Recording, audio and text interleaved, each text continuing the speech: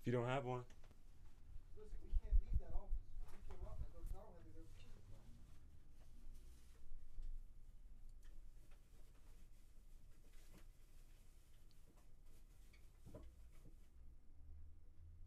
Anthony, I'm telling you, we should have a screwdriver here.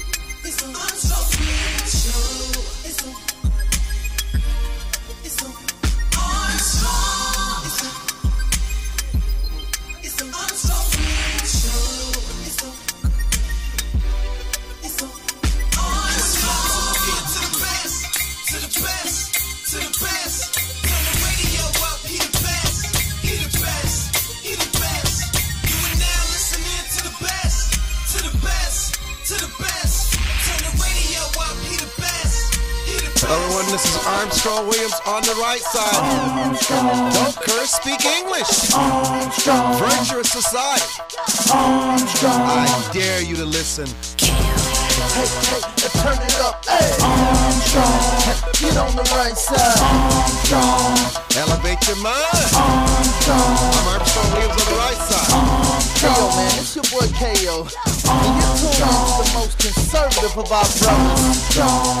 The Armstrong Williams Show. Please give me a break. Grow up. Oh, we just love that music. We just love that music. Hello, everybody, and welcome to this edition of the Armstrong Williams Show. Thank you so much for joining us for our broadcast. Well, today, we always have very special guests, especially when we hear from our callers, which we love and just immensely enjoy. But today, a nationally award-winning and multifaceted journalist, a national syndicated columnist with Creative Syndicate, an author of Listening to the Spirit Within, 50 Perspectives of Faith, and Speak Brother, A Black Man's View of America, and the first President Barack Obama's Road to the White House, and commentator for TV One Cable Network, Roland Martin is our guest for the full hour. And we're going to take your calls. We're going to have some provocative discussions. And we may make news. It is such a tragedy what happened to this kid, Trevon, in Sanford, Florida. It's just such a tragedy. It's beyond belief what happens in this country and what people face, and how we are often reminded sometimes that we have not made the kind of progress that sometimes we insist that we've made. And I do admit that I have great hope in this country, but sometimes we need to be reminded that there are battles that must be fought, because you don't want anyone to take our achievements, and I mean this nation's achievements, for granted, and we begin to digress. You know, our hearts goes out to the young man's family. What a tragedy for a parent to hear the news that their child was just killed in such a brutal, murderous way for no reason at all. So it's just sad. You know, I don't know about the protests. I don't know if it's constructive. I don't know if they're doing any good. I just think that this is not an issue about race. It's just an issue about a gross injustice in our country and law enforcement. And that sheriff, I mean, I don't see how he can lift his head. I just don't. But, you know, we face these struggles, and we always try to find some meaning as to why things happen. And sometimes we eventually find that, but it still doesn't replace just how you feel when you hear these kinds of stories, especially when you know, yet by the grace of God, it could have been you and I. And so this debate will continue. It won't go away. As soon as Roland Martin arrives, we will start our dialogue with him. And President Obama took on critics of his energy policies recently, saying a new pipeline site that they weren't paying attention to increased oil production at home and were misleading the public about the cause of rising gas prices. Well, he wants a diversified policy that increases production of traditional energy sources such as oil and natural gas, while increasing investment in alternative sources such as solar, wind, and hydrogen power to compete in global clean energy markets. And you just heard that song, Roland Martin thought we were calling. What do you mean you thought we were calling you? What's going on, Roland? Roland, how are you? Hey, man, I'm all good. Yeah, I thought you were calling me. Then Donna Brazile called me, so I always got to take her call. She's the queen. No, I can't. You there, Armstrong? Yes, of course I'm here. All right, good. I have to push it Good. up. Yeah, I'm all good, man. It was down. Yes, sir. So, Roland, how are you doing today? Hey, man, I'm doing great. It's been a crazy, crazy busy day, but it's all good. And hey, man, I'm just Trayvon Martin case, staying on top of that deal, and of course, getting ready to take my TV One show tomorrow. And so, you know what I mean, man, I keep it moving. I don't let nothing hold me back. Were you surprised that Peyton Manning went to the Broncos? I know you're a sports fan. You know, I was surprised. I mean, it's always great when you get to go home. He was, of course, played in Tennessee, and I really thought that he was going to. When San Francisco all of a sudden jumped into the picture, I mean, that team is primed to go to the Super Bowl. But I think, but you look at that defense in Denver, but also, you know, playing, and John Elway clearly wanted Peyton Manning. He was never. He never felt that Tim Tebow was going to be the guy long term. So, hey, well, somebody really, really wants it. That's really where you go. Do you think, you know, you travel the country, you talk to many people. What do you feel are the biggest issues of concern to most people you interact with through your Twitter, through your Facebook, through your online, through your speaking engagement? What is it that people care about most? I mean, obviously, it varies. I mean, clearly, you know, the fallback answer for anybody is folks care about the economy, which is very true. And I think what people are concerned about is not just the whole question that everybody wants to ask, you know, where are the jobs, things along those lines, but it's also how are we positioned for the future. And I'll tell you, if education really comes up a lot, because all of a sudden when you look at now, of course, I saw the report this morning where student loans student loan debt has hit $1 trillion. You also see what's happening in elementary schools and middle schools and high schools. And so the economy as well as education are really intertwined. And I can tell you, man, when I get booked to speak, education is one of those things that absolutely at the top of the agenda. You know, when you think about education, what do you think it's going to take to motivate students across the country to understand the importance of math and science? And then also, many kids are going to college today and graduating with degrees that really cannot assure them a job. That is why so many students at the Harvard and the Yale major in these financial courses, and they get financial degrees so they can work on Wall Street. When would people learn that you got, unlike 20 or 30 years ago, when there was a different kind of economy. We're really in the information and technology age now, and you've got to take different kind of courses and disciplines to prepare you for the future. I'm gonna answer it this way, and it's gonna be some stuff to tick folks off. Well, I don't really care because I'm used to that. And I'll answer. I'll start it first off this way.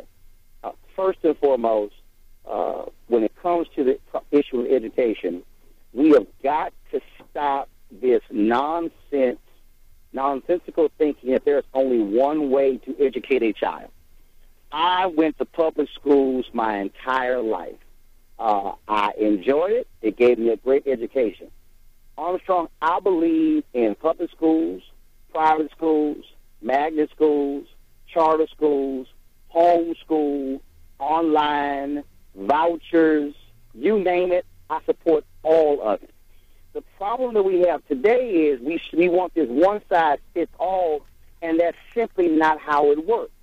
What we're also afraid of when it comes to education, we're afraid of innovation because nobody wants to change the status quo. See, I'm a firm believer, and I was moderating the education panel, and Reverend Jackson was on it, and Randy Weingarten of the NEA was on it, and I made this comment about sorry teachers. Some guy jumps up and he said, that's offensive. I said, well, you're going to have to suck it up. I said, because guess what? There are sorry teachers in this country. I said, there are some sorry administrators. There's some sorry school boards. And there's some sorry parents who are not involved in the education of their children.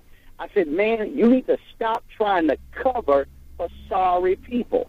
And so he tried to push back. I said, man, I don't care how many teachers are in this audience. I'm going to say what everybody's afraid to say. And so we don't like to call out people who are not doing their job. And I'm sorry, Armstrong, I can't do that. I believe you've got to have the best people in the job. And there was a study I thought was very interesting. It talked about, in the 40s, 50s, and the 60s, that we had the best and the brightest in the classrooms. And I'm not calling for this, but it's just a fact. When women really couldn't get jobs elsewhere. When the 70s came along with Title IX and opened up the professional schools to become doctors and lawyers and things along those lines, we lost all that talent, and so we're trying to figure out how to get it back in. I'm not saying let's go back to the old way. I'm just recognizing the system that we used to have when we had people who cared about students in the classroom. We've got to put our money where our mouth is and not just say it's just also about resources. It's time. Also, my wife and I took my 4 nieces from my sister because her and her husband were not doing their job. The 2 oldest girls, they were 9 and 11. Man, those girls were 2 and 3 grade levels behind. We put them in a 24-hour immersion. Our house was an education laboratory. Roland, hold that point. CNN commentator, TV One host, Roland Martin is our guest. I'm Armstrong Williams. We'll be back.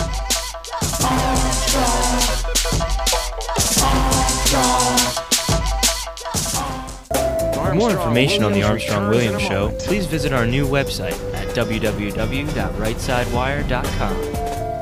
There you can find his syndicated column archive. Over here.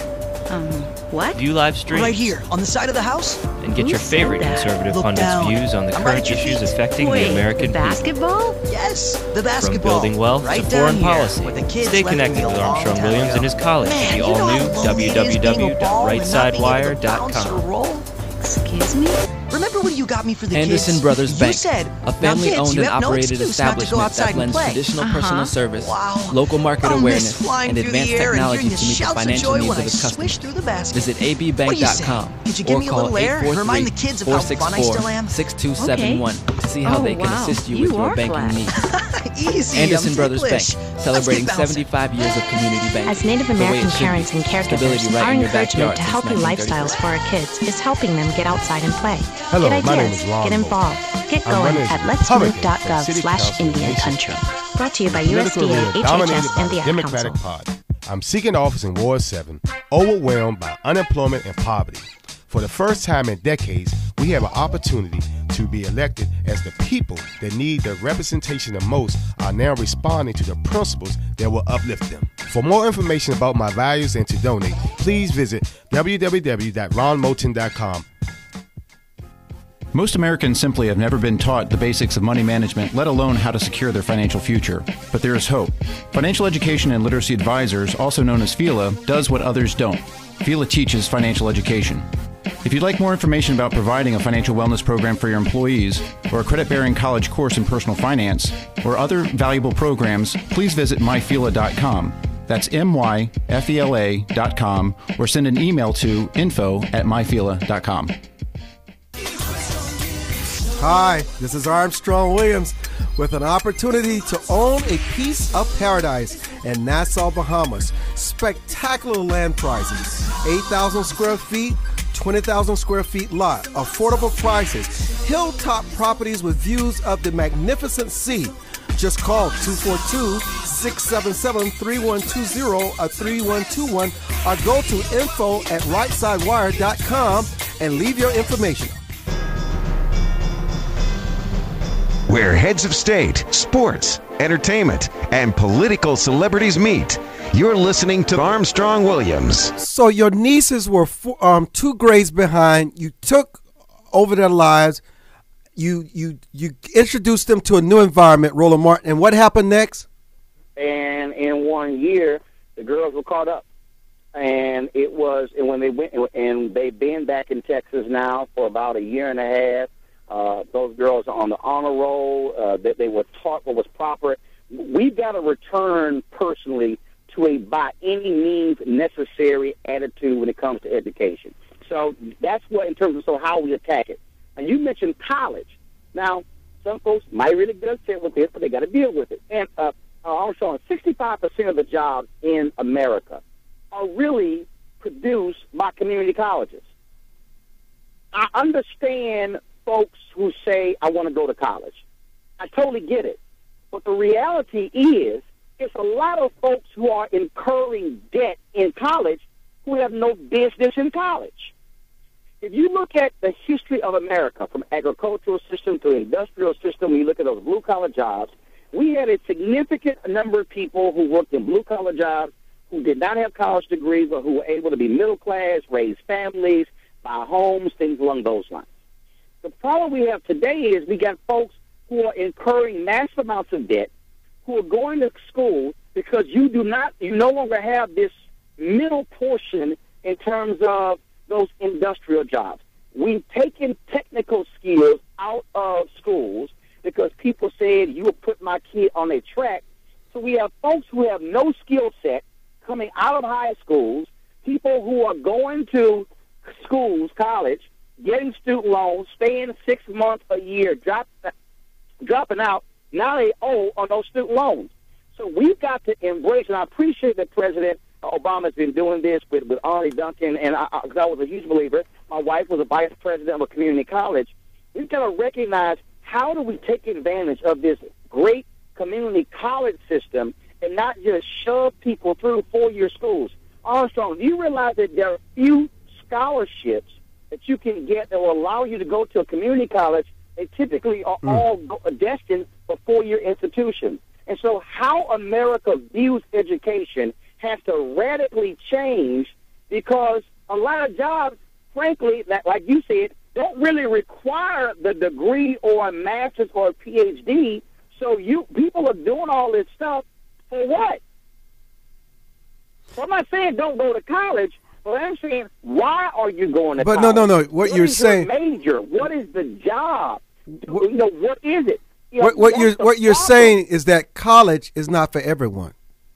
It's not. No, people. I'm sure somebody listening saying, "Oh, you're saying that because you're one of them intellectual elites and you went to college," but it's not. Look, I'm a journalism person. My industry is really about practical experience. Did I go to college? Yes. Do many of the jobs require you to be a journalist to have your degree? Yes. But I recognize what doesn't. I have some students, man, who say, I'm going to get my master's. And I say, why are you going to get your master's? They say, well, because maybe I'll teach one day. I say, well, hell, when that day comes, me, go get your master's.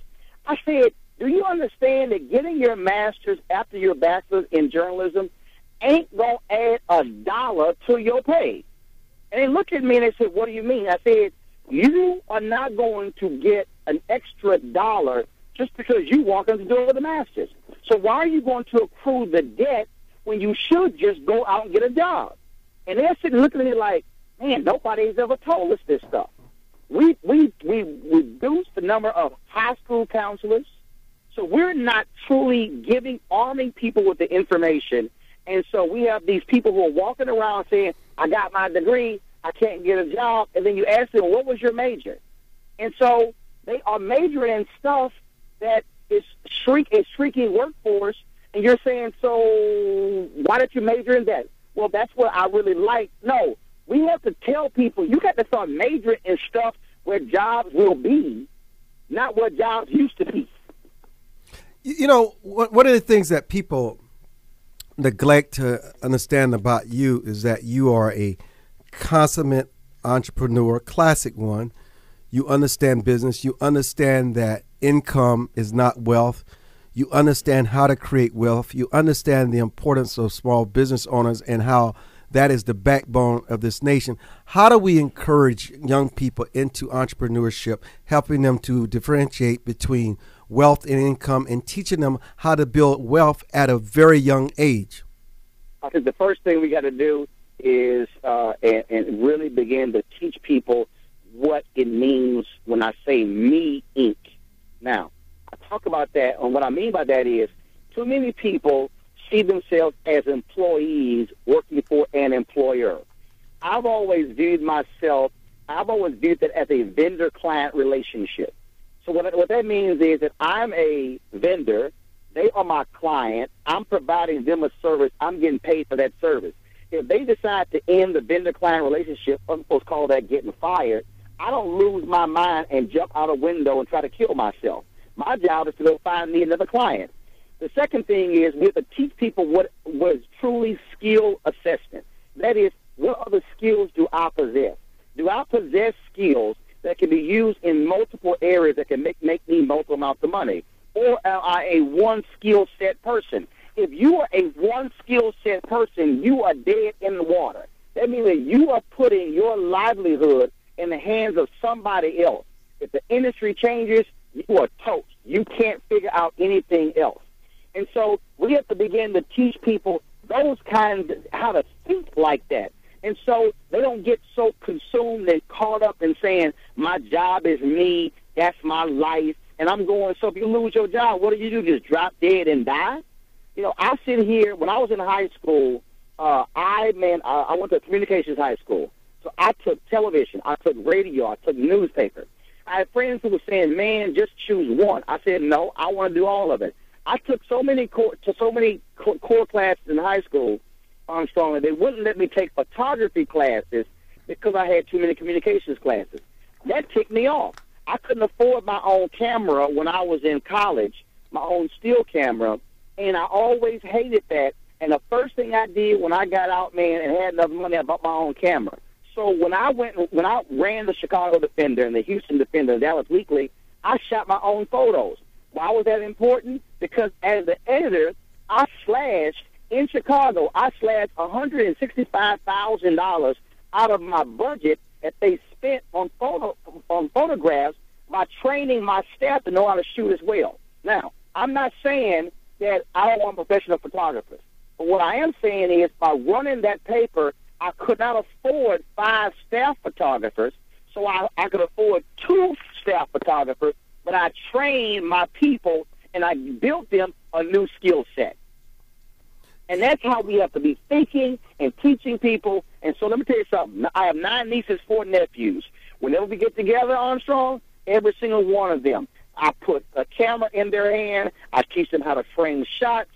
They have on every PC computer system that comes out, there's a thing called Windows Movie Maker. It's a free video editing system right there on the computer. So I'm always saying skill set, have 4, 5, 6, 7 skill sets so you can always be employed.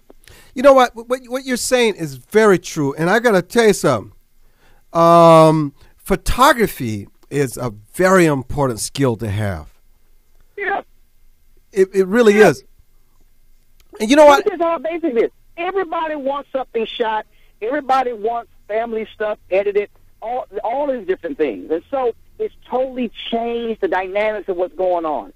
And so when you begin to talk about, again, other kinds of skill set and how do you develop those things, people out there who are in corporate America who are used to having to, do proposals and stuff, grant writing, if you are an excellent grant writer, you are in demand all across this country.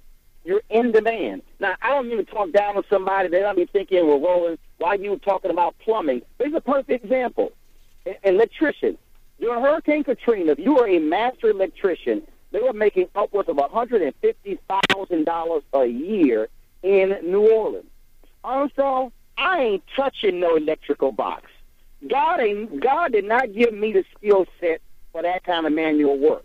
But there are plumbers out there who are making $60,000, $70,000, $80,000, $100,000 a year because these are things that we will always need in our society because of the nature of our society. Now, somebody probably is a problem. You got some mama out there, some daddy out there who want to tell their girlfriends and their boys, my son's a lawyer, my son's this, my son's a dentist. Well, if they ain't got that skill set, they don't want to say my son's a plumber, but guess what? If that son's making 60, 70, 80, 100 grand, I'll be proud to say my son got a job. You know, when we come back, I just want we're just learning that the sheriff in Sanford, Florida, has decided step down. You know, I don't want to get. I want to get into how is it that something like this can happen early on. It's just becoming a news story. How is it that you could not tell that there were just contradictions in George Zimmerman's story? I mean, there were just blatant contradictions.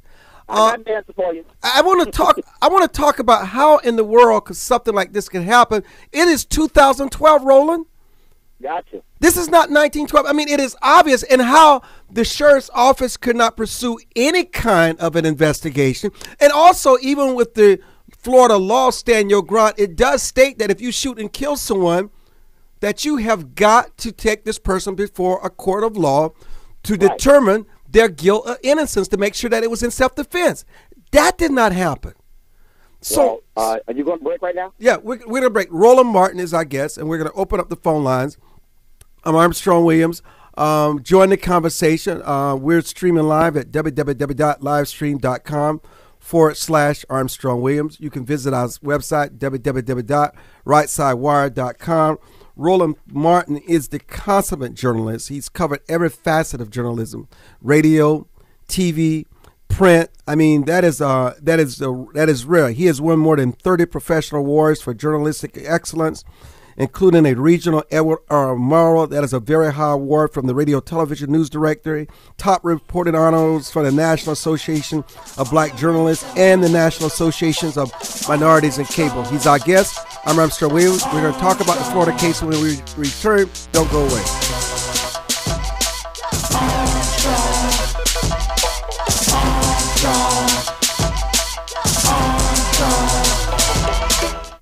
For more information on the Armstrong-Williams Show, please visit our new website at www.rightsidewire.com. There you can find his syndicated column archive, view live streams, and get your favorite conservative pundits' views on the current issues affecting the American people. From building wealth to foreign policy, stay connected with Armstrong Williams and his colleagues at the all-new www.rightsidewire.com. Join the millions of Americans who pursue one of our country's finest traditions, from hunting to sports shooting. Since 1871, the NRA has grown as a service organization involved in all aspects of shooting sports and is a proud defender of the Bill of Rights. Join today to begin taking advantage of exclusive membership offers and discounts, including up to $25,000 in insurance coverage. Contact the NRA today. Call 1-800-672-3888 or visit nra.org. Elder Chicks is an exciting part of the fastest growing segment of the population. Women in their 70s, 80s, and older who are mastering the art of a senior life.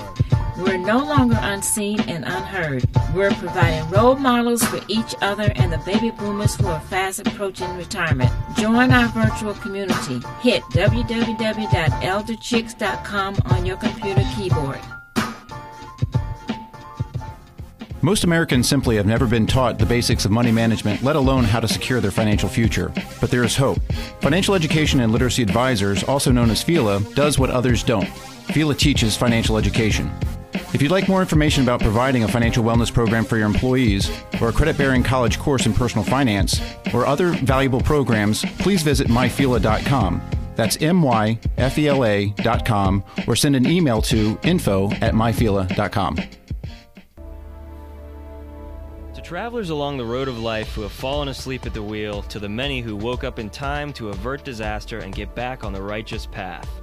For the ones who crashed and survived and now adhere vigilantly to a virtuous and righteous path. Finally, Armstrong Williams' much-anticipated new book, Reawakening Virtues, gives his insights into these daily challenges and much more. Reawakening Virtues is available in bookstores and at Amazon.com. Where heads of state, sports, entertainment, and political celebrities meet. You're listening to Armstrong Williams. And welcome back with our very special guest, Roland Martin. Sanford Police Chief Bill Lee stepped down as head of the department, which was criticized for his handling of the shooting of 17-year-old Trayvon Martin by a neighborhood watch volunteer. How did we get to this place, Roland? What is your take and insightfulness on this? I think this is a perfect example of folks having perceptions and stereotypes, and they're playing through. And what I mean by that is when you get George Zimmerman sees a black kid walking, black man walking, BMW, he automatically says suspicious. I think when the cops got there, the cops saw a black kid on the ground, saw Zimmerman with a bloody nose. Zimmerman says, self-defense, we had an altercation, I had to shoot the guy. They're like, all right, okay, we piece it all together, gotcha. They don't find out how did you get here, did you call 911, let's listen to the 911 tapes, all the sort of stuff like that. Nothing. So I think they made some clear assumptions and figured, oh, we've seen this picture before, and that's part of the problem. And what is interesting about this, I had a conversation with Will Kane, who's one of our CNN contributors. And I said, Will, it's really bothering me. A lot of my white conservative commentators aren't saying anything. He said, well, I'm waiting till all the facts come in. I said, Will, what you mean to tell me you can't make a common sense judgment on what you've seen thus far? I said, Will, I think part of the problem here is that folks like you, and I said, I'm not calling you a racist. I said, but I don't think it doesn't even enter your mind that this kind of stuff happens, and what is the reality of our world? I said, I just don't think so. And I said, and later on he told me, he said, you know what? He pushed back. We said, you were right. And that's the problem here. They sat there and just figured, black kid, had to be up to no good, and he shot him. One of Zimmerman's neighbors was on Anderson Cooper last night on CNN and said, well, all Trayvon had to do was just answer the guy's questions and say, hey, I live here with my dad. The guy wasn't even listening to what he said. Why should we even have to explain we live here? So the perception drove it, and this is the end result, and I think that's why you have what's going on right now. Hey, black kid, he had to be doing something wrong. There you go. Let's move on.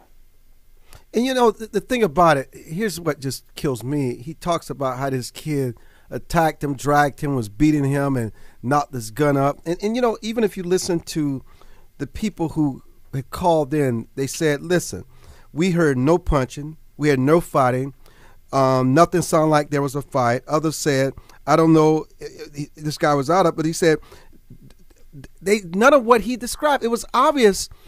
And someone said they saw him after the killing. He was in a daze. He was out of it, like saying, oh, my God, what have I done? Right. And what you have, again, you have folks who bought into. We've seen this picture before. It's sort of like when you watch a movie and the cop comes on the scene, looks at the scene in 30 seconds, said, all right, boom, boom, boom, this is what happened. And then another cop said, well, are you going to at least investigate? You going to at least try it? And that's what happened. And I think they got jammed up all of a sudden by the response. And now let's do an investigation after the fact. Well, now all of a sudden, baby, it's a little late. Now all of a sudden the heat's on you, and now you're trying to play catch-up. You no longer can see if he was drinking, if he was on drugs, nothing. And so that's what you did? Oh, man, come on. And what gets me, and this is what's really bothering me, Armstrong. It really is bothering me. And I mentioned it on Twitter. Where are all the people we know who are pro-lifers? Does Trayvon's life matter? Let me just let me. I ain't even going conservative. Let me take this a step further. Where's the National Organization for Women? Yeah, listen. Let me ask you this though, and why does race matter in this? I mean, what happened to him is inhumane. I mean, it was brutal. I'm gonna tell you why. Because what happened was, I think one of the reasons you see such a large black outcry, because first, and let's be clear, black journalists made this story go national. That's what started. We pushed it on Twitter, in these newsrooms, because frankly, I know several people, black journalists, who said they pitched this story, and the white executive producers and the host and senior producers said not interested. Really? Oh, for a fact. Wow. And see, let me tell you how mainstream media works. It was when Charles Blow wrote his column in the New York Times, that's when all these other folks who read the New York Times every day went, oh, wow, here's a story. So if Charles Blow, Christoph didn't write it, Krugman didn't write it, none of the white columnists, Maureen Dowd, where is she? And so imagine if a black journalist wasn't there on the editorial page writing a column. And this is the problem. This goes back to, frankly, Ralph Ellison's Invisible Man. All of a sudden, folks are saying, man, is that what y'all black folks got to go through? Yeah, this is a black kid on the phone with his girlfriend walking to the store, and he has to get accosted. What are you doing here? Where are you going? Is this back in South Africa where they were demanding, let me see your passbook? Roland, hey, come on. Let's take some calls. Rita, you have a question for our guest, Roland Martin. Go ahead. Hi, Rita. Rita dropped. I don't hear anything. Yeah, I don't hear anything. You know, I tell you, I just, the stories like this just are devastating. You know, an innocent child dead for no reason at all. Some walking around as a free man, and I don't see how he can live.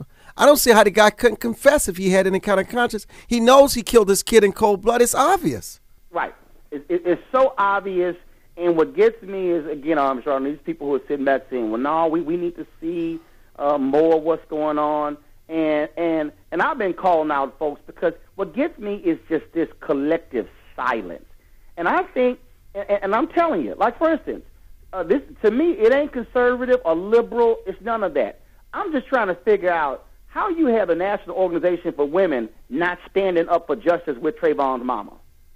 Concerned Women for America. I'm going to let you answer that, but I see our caller is on the line. My apologies. Rita, you're on with Roland Martin. Thank you for calling, and go ahead. Hi, Armstrong. Hi there. Hi, Roland. How you doing? I wanted to ask Roland a question. Do you think Zimmerman may have hit himself in the nose so he could say he had an alibi that he was threatened for some reason? No. I think what happened was clear. I think he confronted Trayvon. Trayvon was like, man, who are you? First of all, Zimmerman wasn't wearing a neighborhood watch jacket or anything like that. He's not an officer in uniform. And so you just roll up on somebody. If I'm Trayvon, I'm like, yo, man, who the hell are you? And so I think they got into an altercation, and then and the witnesses described them on the ground, struggling on the ground, and all of a sudden he's on top. Then they hear 2 shots. Wow. I just don't understand from a common sense standpoint when they say, well, the cops, well, the evidence shows that the evidence clearly shows that it was self-defense. And then the Tampa police chief had the audacity to say the 911 tapes were going to show even more so self-defense. I didn't see none of that. But you know what? Here's what I'm confused. Rita, let me tell you what I'm confused by. If you listen to Trayvon's girlfriend on the phone, she said something happened that knocked out her boyfriend's earpiece, and it was at that moment. She could not hear anything. But what she was saying was, up until the point of the altercation where he finally caught up with him with the gun, obviously he knocked his earpiece out, and it seems as though Trayvon was defending himself. I think he was. And this guy had the upper hand, and shot him. Right. I think Zimmerman tried to probably tackle him and attacked him. Trayvon fought back, and then Zimmerman pulls his gun out, boom, shoots him. Wow, it's such a sad situation. When he asked the young man, what was he doing in that neighborhood? Yeah. No, listen. If you listen, I listened to the tape. What really, really just took me over the top, he referred to him with the police as a coon. Right. Okay. That is definitely a racial bias, and he had race on his mind when he said that. That's what he saw. A young black kid and automatically thought he's up to no good. Trayvon never got the benefit of the doubt. And see, Armstrong, I've written with cops, okay, at nighttime. My neighborhood, we had neighborhood watch. When you're in neighborhood watch, you look, you follow, you see what they're doing, and if you see a drug deal, if you see them trying to break into something, you immediately call 911 and say, I'm looking at these guys trying to break into an apartment, and the cops say, hold tight, we on the way. No, he decided, I'm going to play vigilante. Wow, and they kept his body for 3 days before they notified the parents. Oh, you're kidding me. I didn't even hear that. 3 whole days. 3 days. And then they showed his father a sitting picture right of next him. to his body, and the cops and the medical examiners never thought to dial on his phone, look through the address book to call some people, or even check the last known caller and track it down that way. You know what? This doesn't even sound like America.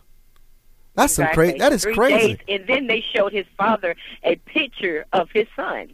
And you know, when he was 9 years old, he saved his father's life. He pulled him from a burning house. I had the father on my TV One show on Washington Watch last week, and the father said that they had both gone to sleep. There was a grease fire on their stove. The dad got up, greased up his body. Roland, hold there. Let's talk about that in our final segment. Just hold there, Roland. Rita, thank you for calling. We'll be back with some final thoughts with Roland. I'm Armstrong Williams. Don't go away.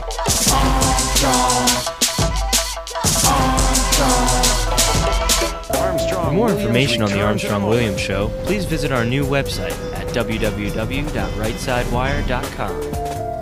There you can find his syndicated column archive, Ahoy, ye mateys! view live streams, and get your favorite conservative pundits' views on the current issues affecting the American people. From building wealth to foreign policy, stay connected with Armstrong Williams and his colleagues at the all-new www.rightsidewire.com. Does your school, team, church, or charity need a new fundraiser?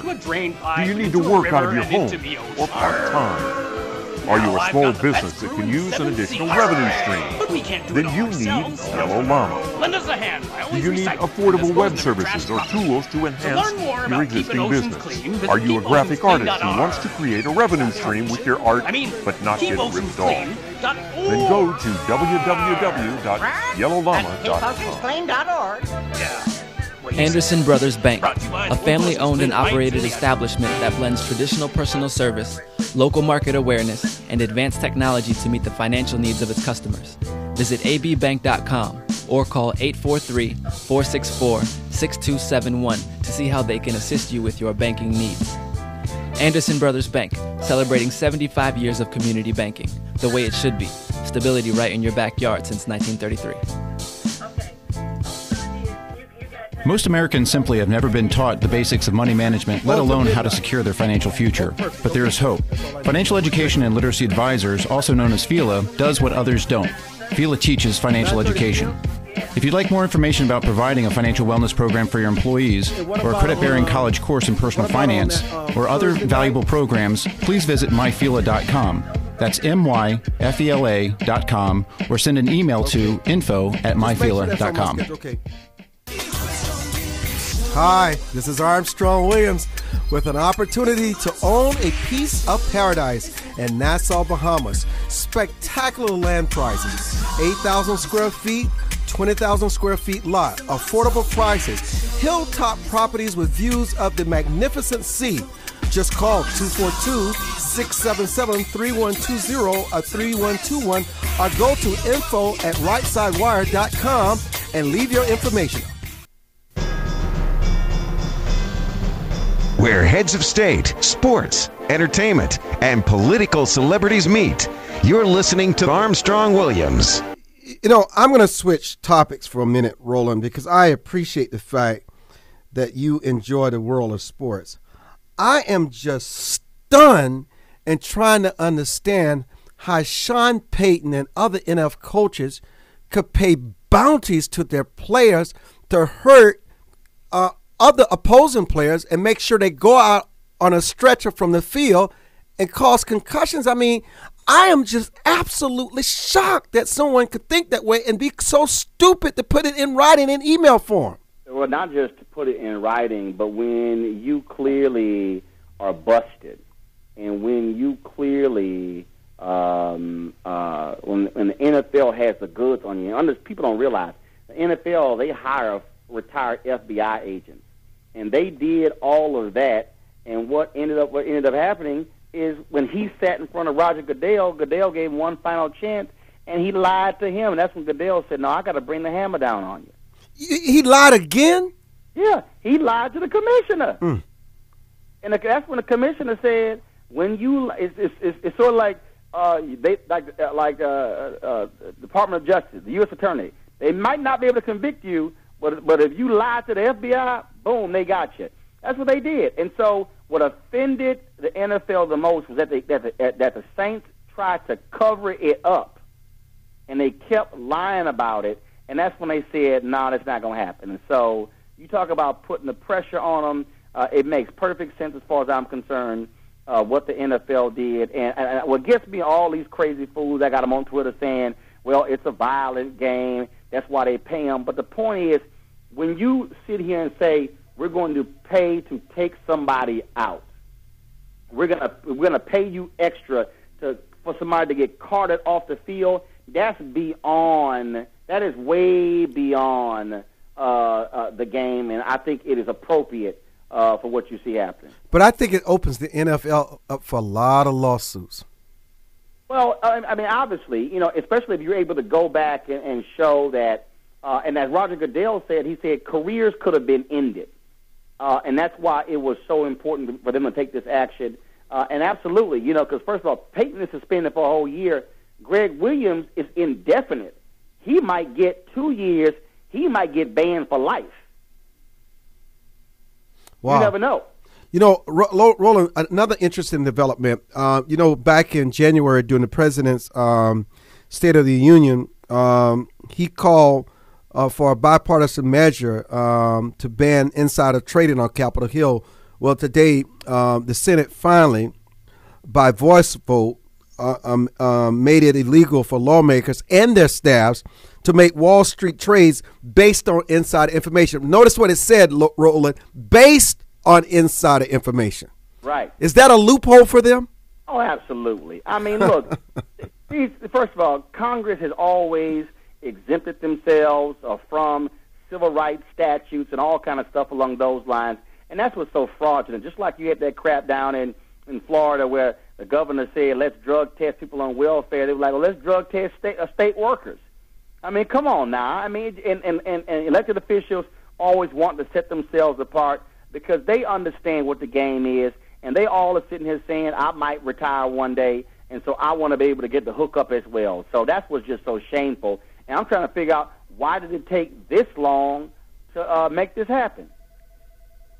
You know why it's taking so long, because people are getting paid and being able to retire based on it. Well, it was just like to me, it was a joke to have the guy who was writing the financial reform bill, the guy on Barney Frank's committee, and he leaves the committee job to go write for working for a financial institution who was fighting the very things he was writing. So you tell me he wasn't writing it with that stuff in mind. I mean, see, that's the kind of nonsense. That's where, I think you got to be banned, you got to be blocked, and it's just you can't have just this constant political hookup, and it happens on both sides of the aisle.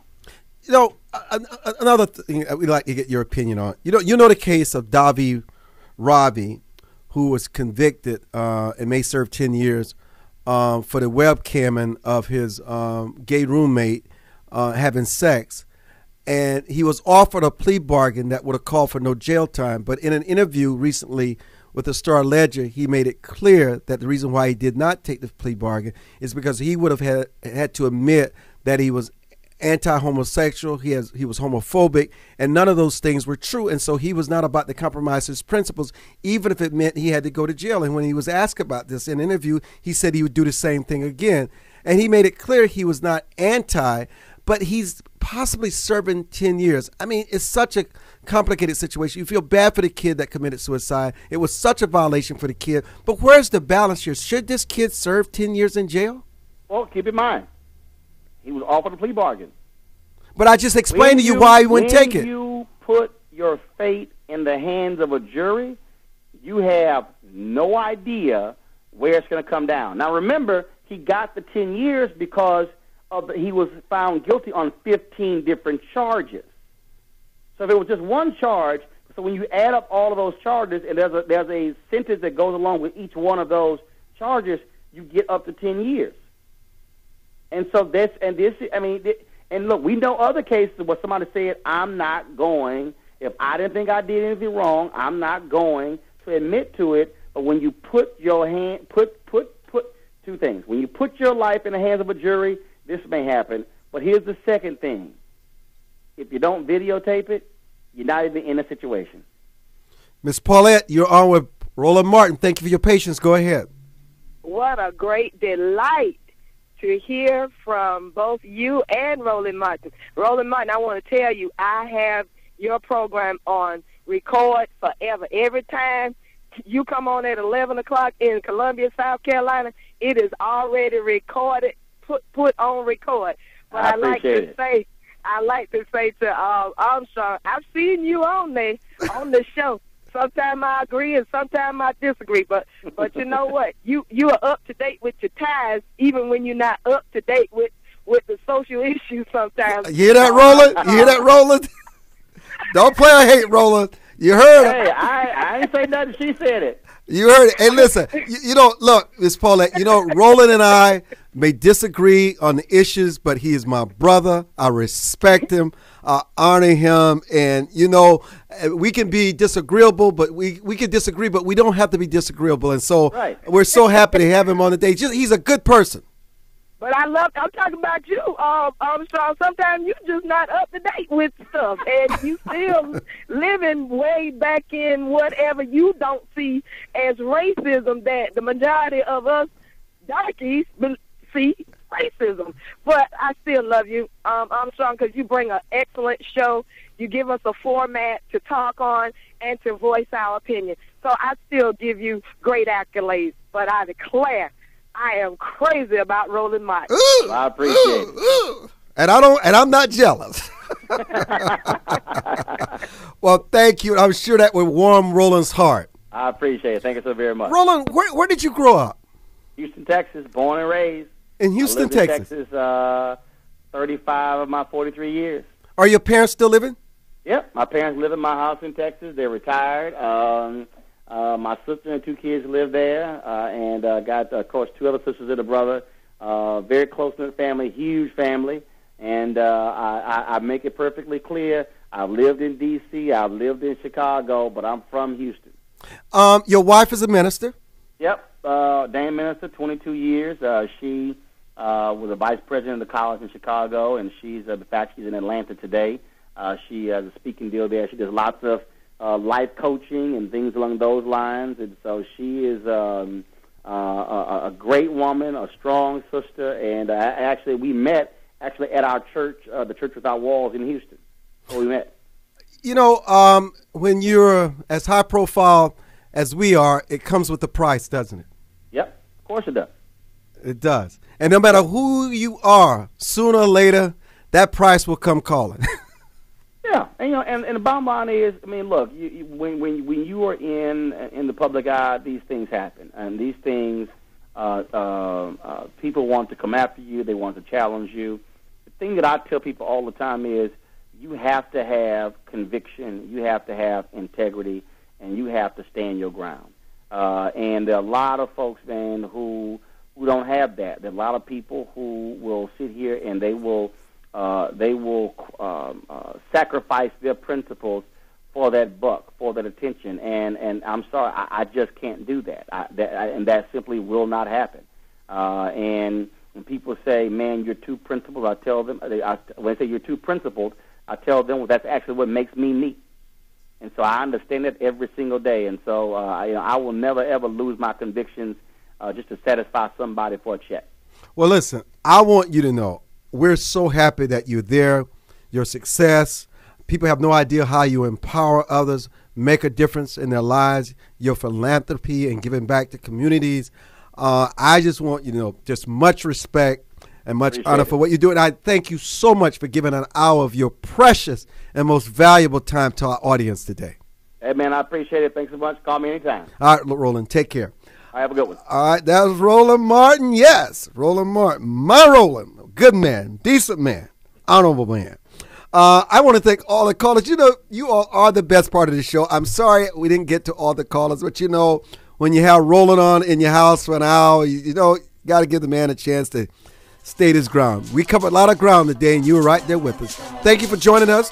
Visit our website, rightsidewire.com. I'm Armstrong Williams. Enjoy the rest of your week and day.